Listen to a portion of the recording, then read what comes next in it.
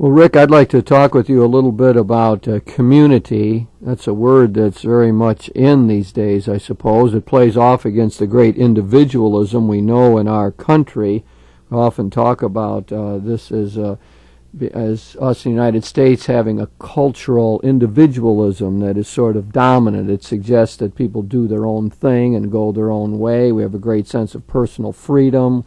There's a great drive among many in the culture to be autonomous, to break ties, to be able to move around, not to be hemmed in.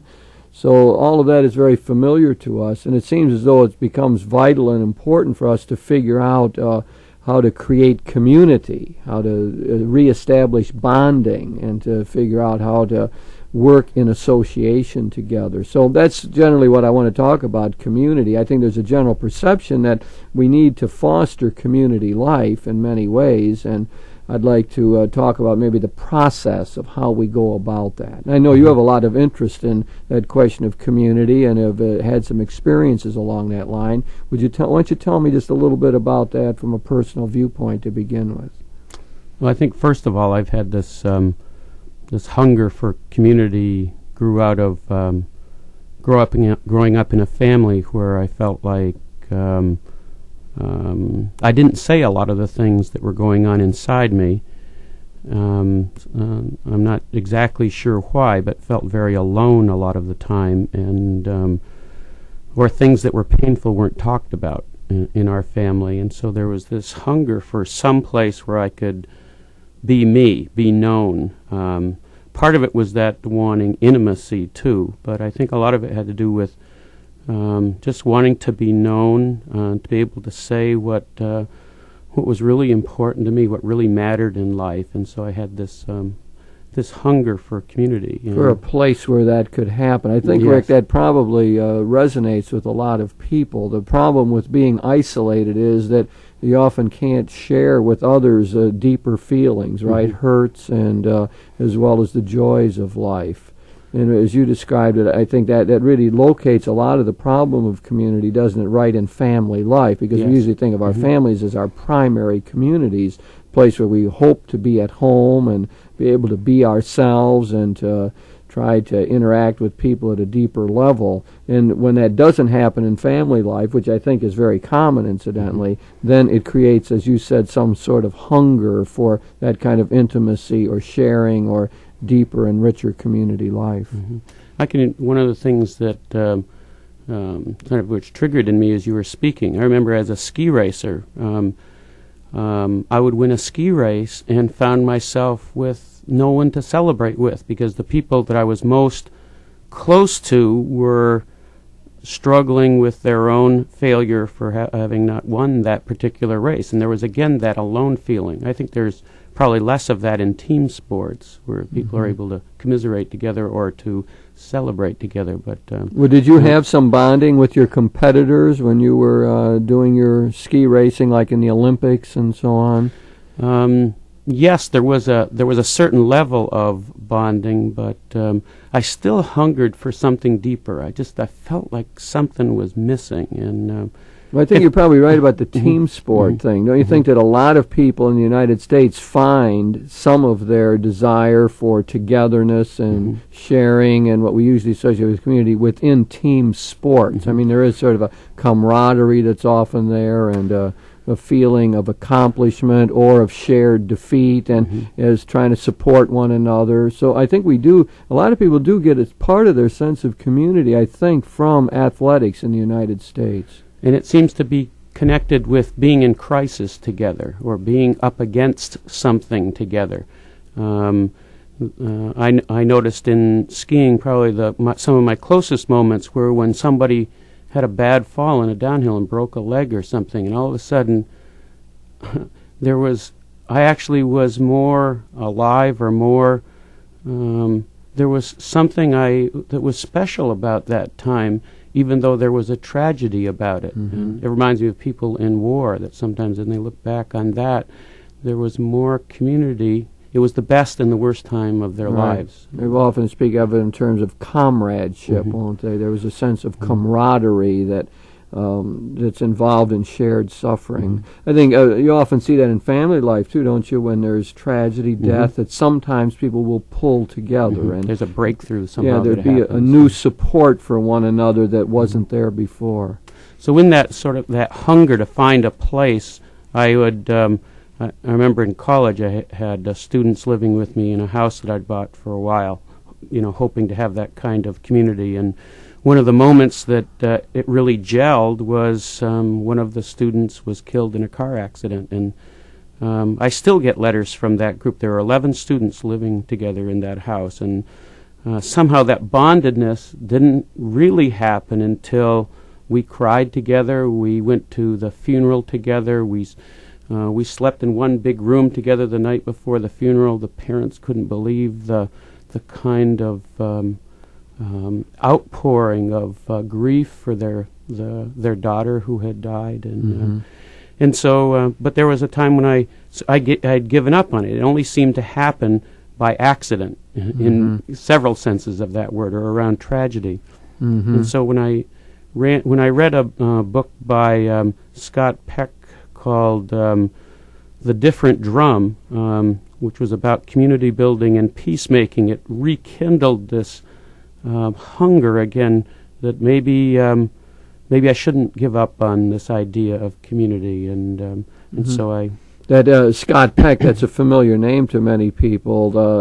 Many know him through the book The Road Less Traveled, which had talked a lot about developing true relationships and becoming better lovers and so on. I often use some of his ideas in marriage counseling or in preparing young people for marriage. So he's a psychologist, right, with a strong spiritual bent, and I think there's a religious tinge to what he writes and has to say. And he's, I think, influenced by the spiritual masters in some ways. So then he went on after that book, The Road Less Traveled, and wrote this next book you're talking about, which A Different Drum, right? That's the title, and where he took up more the question of community.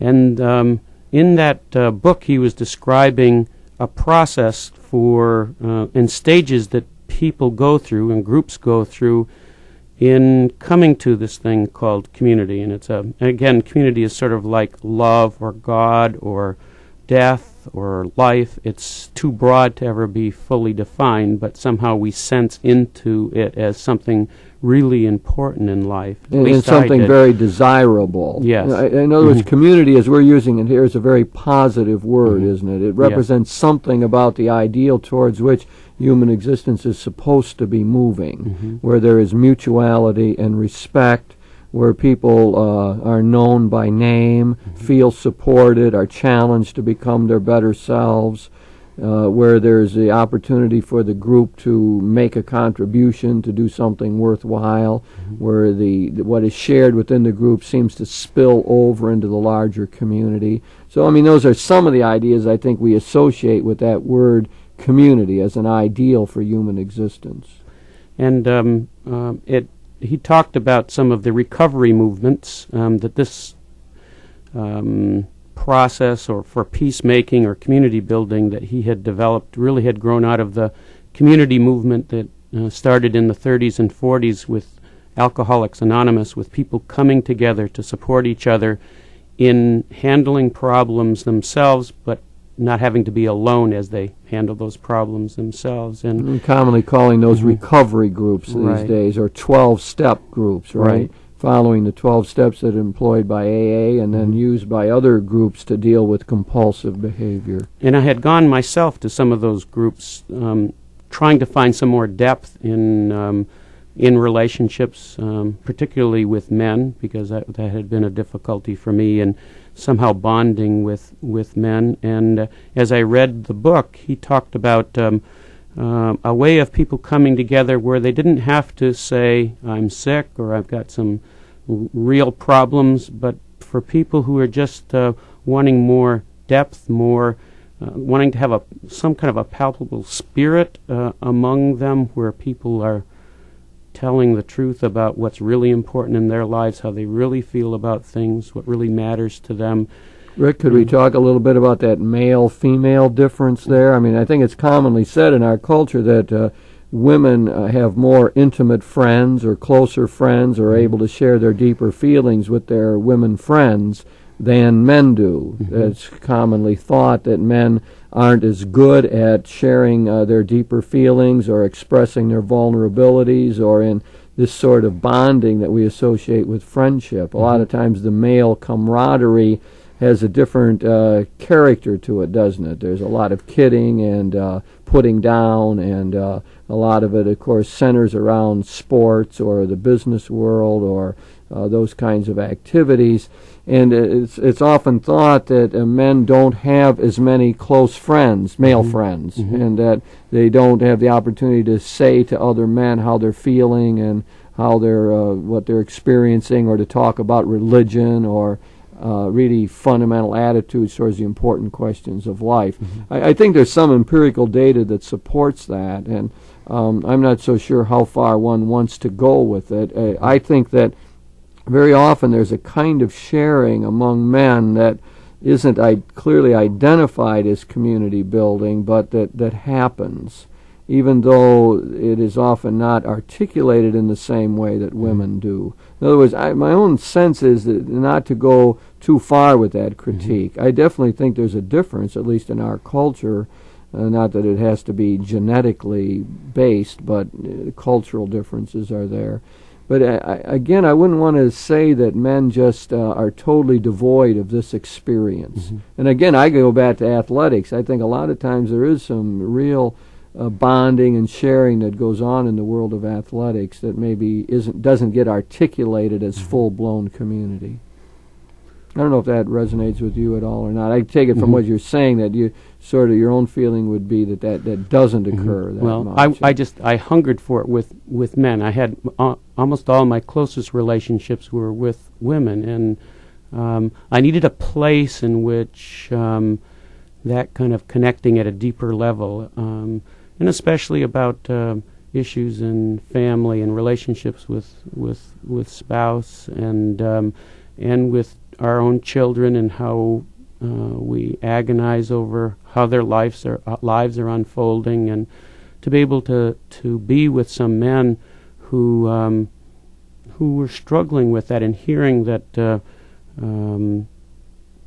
that depth of concern that they have was really important to me. And anyway, that was certainly a need I had. My dad was a really silent, quiet person, a person that I learned to be able to be with people without talking, but hadn't developed that ease of being able to be with people and talk in depth. And I wanted that. And when you found Scott Peck's material and his programs and so on, this proved to be helpful to you. Yes. Why don't you tell me a little bit about that? Well, the process that his community building approach utilized was to have the facilitators or leaders be largely silent, for people to come together and to set a few ground rules around and to set an atmosphere or a spirit of respect, and then basically to be silent, to withdraw leadership and have people begin to grapple with how to do the one task that they had said they gathered there for, which was to build community, to create community among them. And so we would typically start off being nice. A lot of us had come from various spiritual traditions, and there was an attempt to put our best foot forward, to be nice to one another. But when you're spending 2 days together, like from 9 to 5, 2 days in a row, that gets pretty boring, and you begin to notice that the real conversations are taking place in the parking lot, in the bathroom, during the breaks. People are saying some things that they didn't like, but those things aren't said in the space of the time together. And finally, people begin to recognize this isn't going to get us to community. This is sort of the way it is in a lot of the places we live, and it certainly isn't the kind of community that we're really seeking, hungering for. So he thinks this is sort of the first stage, doesn't he? Right. That there's a first stage in which people are sort of genteel with one another, or civil, or nice to one another. And so, But it has a certain superficial character to it. and it's sort of as though we're pretending there aren't some significant differences among us. And often there's some things that are said that people react to, but there's a pulling back from the from engaging in it. Also, sometimes people say some things that are quite vulnerable. They're wanting to move towards some depth much more quickly, or there's some hurt there that has happened recently in their life. They're struggling with a divorce, they're struggling with a child or disease or something like that, and they say that fairly early on, and there's often something will get said, and then the subject will be changed, and this person's just sort of left there hanging. It's just sort of avoiding pain or conflict of any sort. But Okay, again, now this goes into a next stage then, doesn't it? What we got here is a question of following Scott Peck's method and bringing people together who are interested in learning about community and forming community. So when they get together, the first step, they're nice to one another. They're in the same room, they're interacting, but it's sort of superficial. Now we get to a next stage. and here. pretty soon some people start saying, this isn't very real. This is, I'm bored, I'm wanting to leave. This isn't getting us where we want to go, and somebody will react to that statement, and there begins to be some conflict and some chaos, and it's really sort of kind of a fighting over what are the appropriate norms for our being together. And again, the leaders usually are relatively silent. They're sort of there to make sure that their people don't hurt one another, that it doesn't get but normally it's allowing people to notice when some remarks are not said with respect, and people tend to begin to start challenging each other or correcting each other. But it is it begins to be quite messy. There's conflict. There's people trying to tell others how to behave, that it was inappropriate what they had said. Another person saying we should say whatever we think or feel, and that ought to be allowed. So there's and then some people will talk about something painful, or they're getting really scared in this atmosphere of conflict, and someone else will try to tell them, well, if they had greater faith in their life, in God and trust. In other words, we start to put out all of our good ideas about how to be in the world and start trying to fix each other or heal each other or change each other. And in that chaos, as it goes on, people are beginning to see it appears we're moving away from a sense of community rather than towards it. So now we got more disagreements going on, and more abrasiveness in the relationships, and some people are getting mad, and Yes. some people are withdrawing or becoming more aggressive. Yes. And we're calling the second stage sort of a chaotic one, huh? Right. The conflict has now surfaced. The differences are now out on the table. The attempts to obliterate the differences by getting us to believe in one theology or one way of being, people starting to try to convert each other or to their religious beliefs even. Sometimes religion is the main issue, but often it's norms of the group are the main issue. What's appropriate to say, what isn't appropriate to say. But in that chaos, where anger and fear surface, people get to a point often of despair. We're never going to, this is like the world, we're never going to get to any sense of genuine community here. We're being torn apart. Is this going to happen on the first day of these 2 days together? Yes, usually it's there's a few hours of pseudo-community, and then finally and a few forays into some chaos and a pulling back, but finally and it depends upon the group. Sometimes the chaos is rather subtle. The chaos will be intellectualizing about how to get to community and avoiding conflict like that. So it can be subtle. Often a person ends up being a case. somebody has said something maybe that they've regretted after saying it, or have made a strong statement and are being put down or corrected or whatever, and that person sort of becomes the case of the group, or a scapegoat, or but that's just another form of the chaos that's taking place, and it really becomes a microcosm of the world in so many ways. Okay, now we're going to move to a next stage here. At this point, often the leadership is asked, sometimes it's the leadership that's being attacked. We're not getting to community and you're not saying anything. The leaders being quite passive in all of this. Yeah. Often the leaders might say at this point, well, there's two ways out of this chaos. One is to organize, to create small groups, problem-solving groups of some sort, which often has been raised by someone in the group already. And the other is through emptiness, which is sort of cryptic. Sounds like a cryptic remark, or what do you mean about emptiness? Well, we know when we try to organize into small groups, it's not going to get us. It'll get us out of the chaos, but it won't get us necessarily into community. And usually, it's a way of avoiding community. And often, they're wanting to have some kind of a task for that, for those subgroups to do. But the emptiness is I think it's one of the concepts or that was Scott Peck's contribution here, because these stages were well known in any kind of group, but he was trying to get us to focus on the one task of community building, and that the key to it is once chaos has taken place and a lot of the differences are on the table before us, that we recognize that we can't obliterate these differences. They're real and they're going to stay.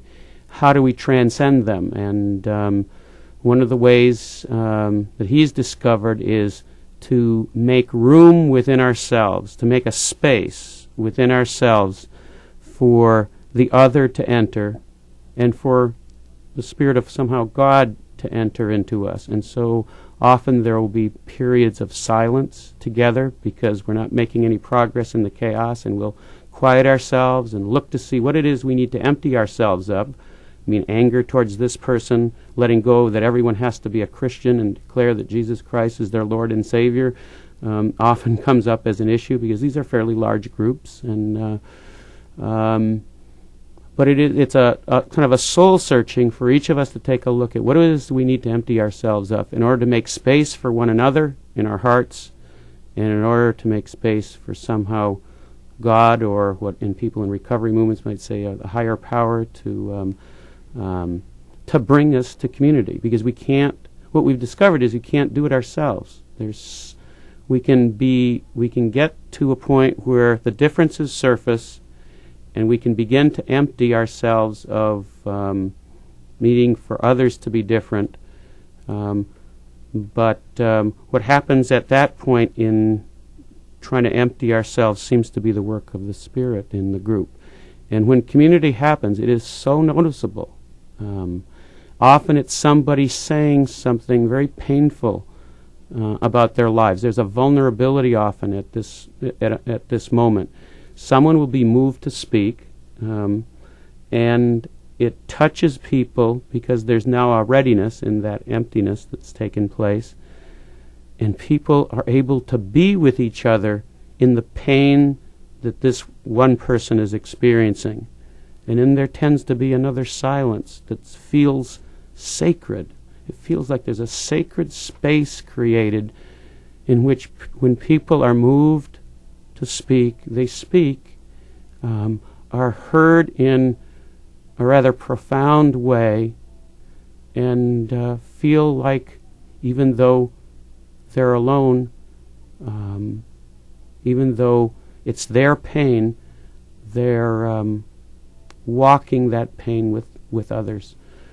So sort of a sense of empathy enters into the group. Mm-hmm. So what you're saying happens in this third stage is that somehow or another someone expresses vulnerability, or some sort of honest portrayal of where they're at. And the other people, instead of really, having some simple answer for them or chiding them for that or looking down on them for that, seem to change. They're empty enough or open enough to enter into an empathetic relationship with this Yes. person. I mean, they really feel for them or suffer with them and want to be present to them. And it's Yes. in that sort of bonding or sense of presence that you're locating this building of community. And it's a religious experience for people. They use different words for it, but there is a sense of compassion for the stranger. What is supposed to happen out of all this? After you go through this for 2 days, then you're supposed to have some sort of a new understanding of community, right? And a new sense of how one would go about forming it. One ought to know something about the process that happens, how we move from superficiality through chaos to a real sense of bonding. That's part of the learning that goes on, right? And I think there's one thing that happens is a new hope for peace, for reconciliation, that there can be very significant differences and we can transcend those differences.